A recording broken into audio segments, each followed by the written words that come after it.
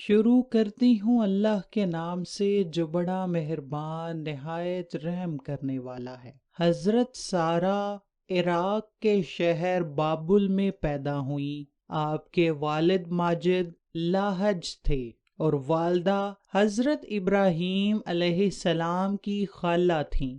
آپ نے ابھی زندگی کی 36ویں بہار ہی میں قدم رکھا تھا کہ آپ کی شادی حضرت ابراہیم سے ہو گئی اور آپ عمر کے آخری لمحہ تک ان کی مطیع و فرما بردار رہیں۔ جناب سارہ اپنے زمانے کی مالدار خاتون اور بہت سی زمینوں اور مویشی اور جانوروں کی مالک تھیں، مگر شادی کے بعد آپ نے اپنی تمام دولت و ثروت حضرت ابراہیم کی خدمت میں پیش کر دی تاکہ وہ دین کی نشر و اشاعت میں صرف کریں۔ حضرت ابراہیم علیہ السلام نے بابل سے ہجرت کا ارادہ فرمایا اور پھر ایک دن اپنے اہل خانہ کے ساتھ ہران نامی علاقے میں ہجرت کر گئے۔ پھر اللہ تعالیٰ نے آپ کو بیت المقدس جانے کا حکم فرمایا۔ اس وقت آپ کی عمر 75 سال تھی۔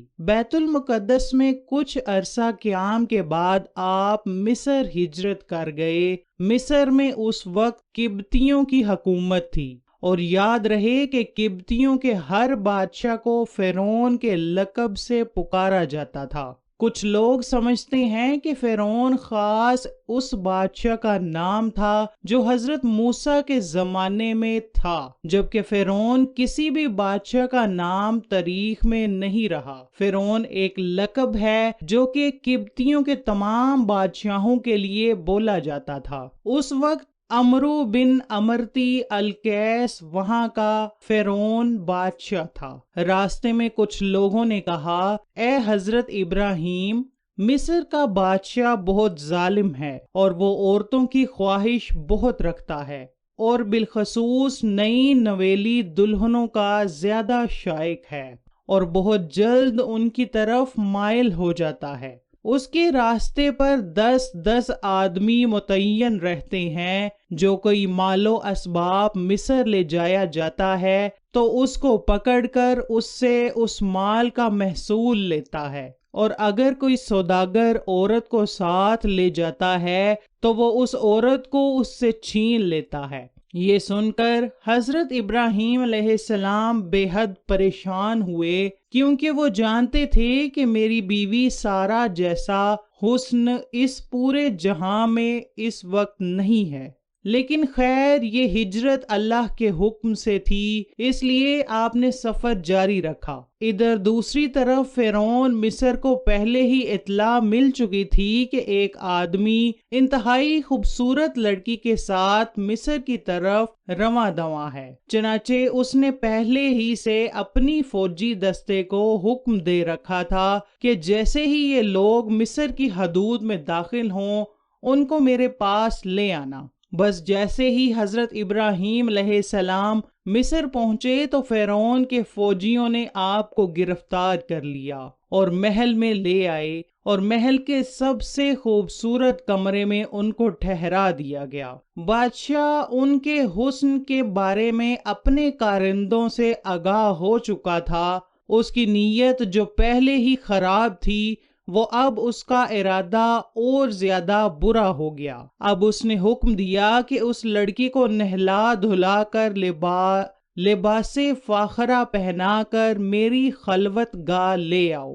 ملعون کے حکم کی تعمیل کی گئی۔ جب حضرت سارہ کو تیار کر کے فرعون کی خلوت گاہ میں پہنچا دیا گیا تو آپ وہاں پر اللہ کے حضور عبادت میں مصروف ہو گئیں۔ صحیح بخاری کی حدیث میں یہ واقعہ تفصیل سے درج ہے۔ چنانچہ فرعون خلوت گاہ پہنچا اور حضرت بی بی سارہ سلام اللہ علیہا کی عبادت ختم ہونے کا انتظار کرنے لگا۔ حدیث پاک کے الفاظ ہیں کہ حضرت بی بی سارہ سلام اللہ علیہا نے اللہ پاک سے یوں دعا فرمائی، اے اللہ، اگر میں تجھ پر اور تیرے رسول پر ایمان رکھتی ہوں، اور اگر میں نے اپنے شوہر کے سوا اپنی شرمگاہ کی حفاظت کی ہے تو تو مجھ پر ایک کافر کو مسلط نہ کر۔ چنانچہ جب نماز پڑھ کر آپ کھڑی ہوئیں تو فرعون گندی نیت سے آگے بڑھنے لگا۔ حضرت سارہ پیچھے ہٹنے لگیں اور ٹھوکر کھا کر بستر پر جا گریں۔ یہ دیکھ کر قبطیوں کا بادشاہ ہنس پڑا اور برہنہ ہونے لگا۔ بس اللہ پاک کا عذاب شروع ہو گیا اور اس کے پاؤں زمین میں دنسنے لگے۔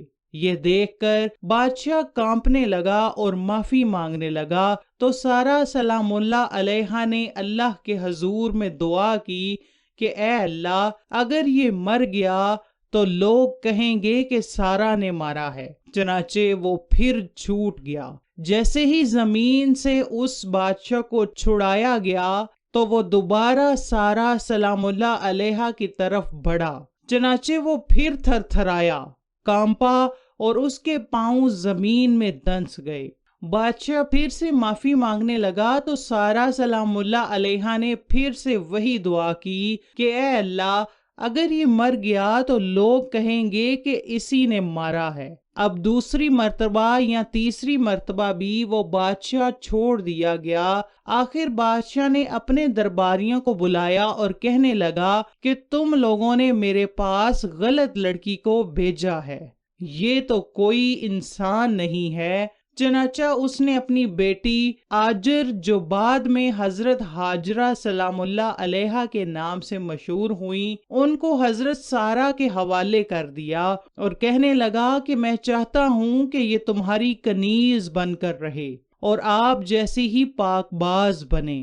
پھر بہت ساری مال و دولت کے ساتھ بادشاہ نے اپنی بیٹی اور حضرت سارہ کو رخصت کیا۔ پھر حضرت سارہ حضرت ابراہیم کے پاس آئیں اور سارا ماجرا سنایا۔ چنانچہ حضرت ہاجرہ نے ابراہیمی گھرانہ میں پوری تربیت حاصل کی اور 85 سال کی عمر میں جبکہ آپ اولاد سے مایوس ہو رہے تھے، حضرت سارہ نے ان سے خود کہا کہ ہاجرہ سے شادی کر لو، شاید اللہ پاک انہی کے ذریعے آپ کو اولاد عطا کرے۔ چنانچہ ایسا ہی ہوا۔ شادی کے بعد حضرت ہاجرہ حاملہ ہو گئیں اور ان کو خواب میں فرشتہ نے بشارت دی کہ تو ایک بیٹا جنے گی، اس کا نام اسماعیل رکھنا کہ اللہ تعالیٰ نے تیرا دکھ سن لیا۔